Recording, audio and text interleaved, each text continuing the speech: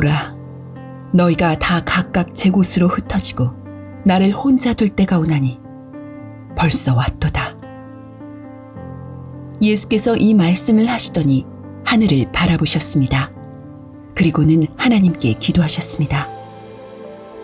아버지여, 때가 이르렀사오니 아들을 영화롭게 하사 아들로 아버지를 영화롭게 하게 하옵소서.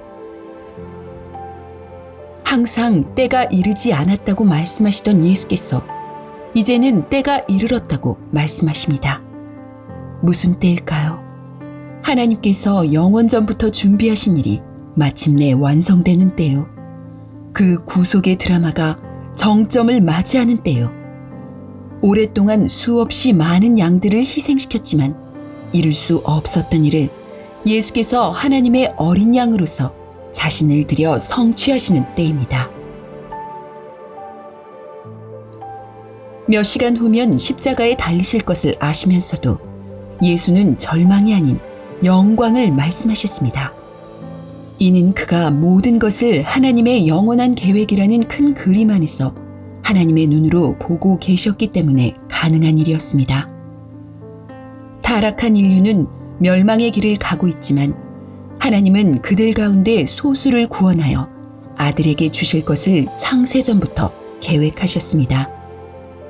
장차 아들의 신부가 될 그들은 아들의 명예를 영화롭게 할 것이며 어떤 상황에서도 아들을 전적으로 신뢰하고 그를 따를 것입니다.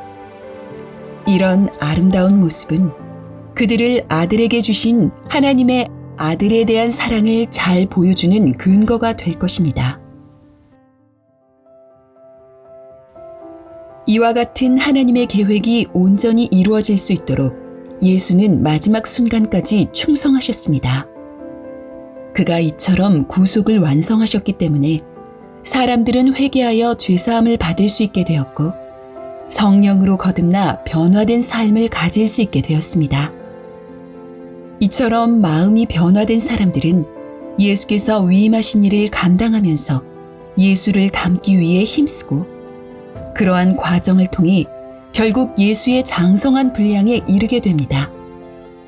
이처럼 변화된 자세로 주님의 인도를 받는 그들은 하나님의 계획이 실패로 끝나지 않고 성공했다는 사실에 대한 증거가 되고 그러므로 그들은 하나님의 아들이 아버지 앞에 드리는 최고의 작품이 될 것입니다.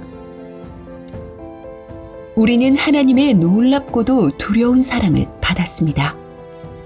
이 사랑의 가치를 안다면 하나님께 감사하지 않을 수 없고 그 감사는 그리스도에 대한 순종으로 나타날 것입니다. 하나님께서 자격 없는 우리를 높여 하나님의 자녀로 삼아주셨으니 우리는 자신이 그리스도의 종임을 잊지 말아야 합니다. 우리의 심령은 좁쌀처럼 작고 육체의 욕구에 쉽게 휩쓸립니다. 그런 우리가 마치 하늘을 장악하기라도 한 듯 큰 소리를 친다면 이는 스스로 과대평가한 것이고 신앙을 잘못 본 것이고 영원함이란 것을 육신의 눈으로 함부로 평가한 것입니다. 우리는 그리스도께서 보내신 자들입니다. 마땅히 그리스도를 기쁘시게 해야 하고 그의 교회를 종의 자세로 섬겨야 합니다.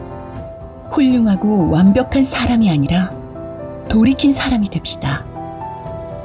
하나님께서 영원한 구원 계획을 세우실 때에 기대하셨던 그런 모습이 우리에게서 나타나게 합시다.